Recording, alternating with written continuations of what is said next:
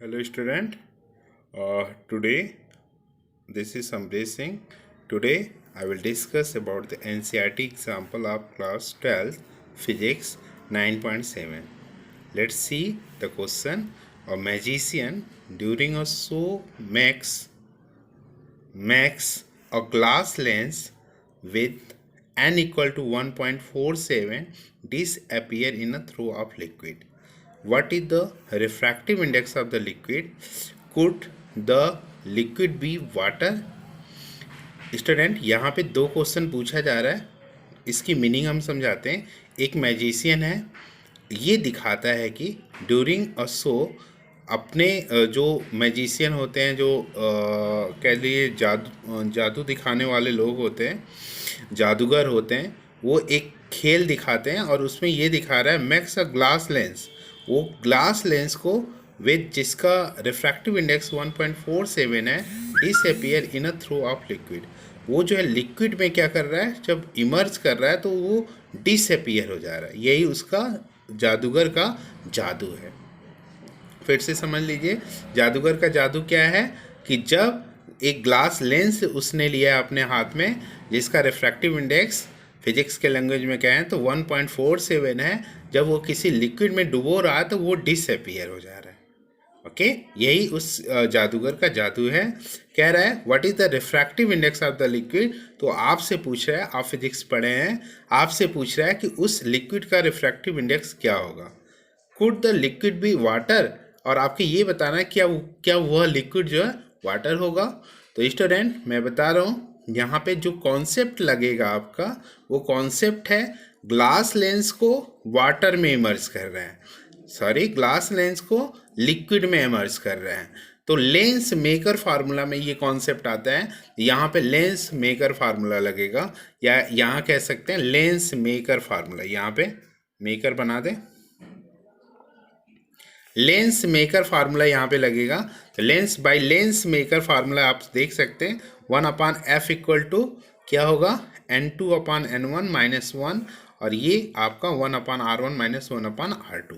Lens maker फार्मूले एक बहुत ही इंपॉर्टेंट फार्मूला है ये, और इसका डेरिवेशंस आपको ज़रूर अच्छे से पढ़ना चाहिए। बहुत बार आपके एग्ज़ाम में पूछा गया है और इसकी प्रोबेबिलिटी पूछे जाने की सभी एग्ज़ाम्स के लिए सीबीएसई और यूपी बोर्ड और आईसीएसई बोर्ड के लिए इम्पॉर्टेंट है बेटा। चलिए देखते हैं इसमें। यहाँ पे अगर हम बात कर लें कि ग्लास का, मान लीजिए ग्लास का रिफ्रैक्टिव इंडेक्स Ng है और लिक्विड में इमर्ज करें तो लिक्विड का NL है -1, और ये चीज़ हो जाएगा यानी कि N2 - N1।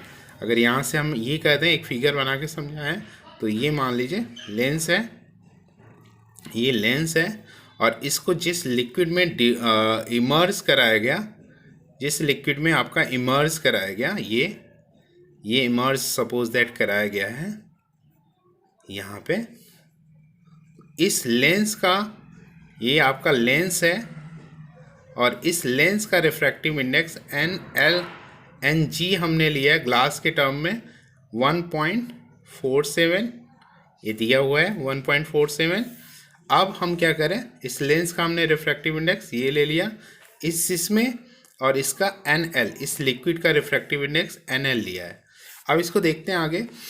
If Ng equal to NL, यहाँ देख लीजिए, if Ng equal to NL, इसको देख लीजिए फिर से, इस लिक्विड को, इस लेंस को जब इस लिक्विड में इमर्ज कर रहा है तो वो डिसअपियर हो जा रहा है। तो इस लिक्विड का आपको रिफ्रैक्टिव इंडेक्स फाइंड करना है और इसका दिया हुआ है, और ये बताना है कि ये लिक्विड वाटर होगा कि नहीं। ये चीज़ समझ गए होंगे बच्चों। फिर से आप देख लीजिए, क्वेश्चन को बार बार पढ़ लीजिए, समझ में आ जाएगा। आगे देखते हैं। यहाँ पे देखिए, इफ़, इसमें if Ng equal to NL, अगर ये दोनों बराबर हो गए एक दूसरे के, that is refractive index of lens glass is equal to the refractive index of the liquid of 1.47, then अगर ये दोनों बराबर हो गया, ये दोनों 1.47 का ये भी है, 1.47 का ये भी है, बराबर हो गए तो 1 - 1 दैट इज ये 0 हो जाएगा, और इससे आप अगर f निकालेंगे तो f इक्वल टू इनफाइनाइट हो जाएगा। That is lens f infinite का मतलब फोकल लेंथ इनफाइनाइट हो गई। अगर आपकी फोकल लेंथ इनफाइनाइट हो गई then lens will behave as a plane sheet of glass. Plane sheet of glass, glass के प्लेन शीट की तरह बिहेव करेगा, अर्थात वो डिसअपियर हो जाएगा, that is lens will disappear in a throw of liquid, liquid में वो डिसअपियर हो जाएगा। ओके, ये कंडीशन यहाँ पे अप्लाई होगी, अर्थात यहाँ पे क्या होना चाहिए, उस लिक्विड का रिफ्रैक्टिव इंडेक्स क्या होना चाहिए, लिक्विड का 1.47 होना चाहिए।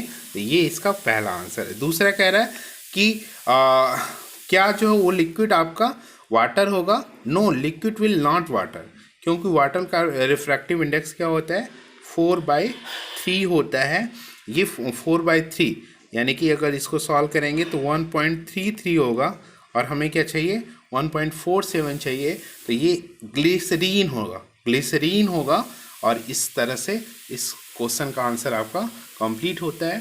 तो स्टूडेंट, उम्मीद है आपको समझ में आया होगा, वीडियो फिर से रिवाइज करके देख लीजिए। Thank you so much for joining my class.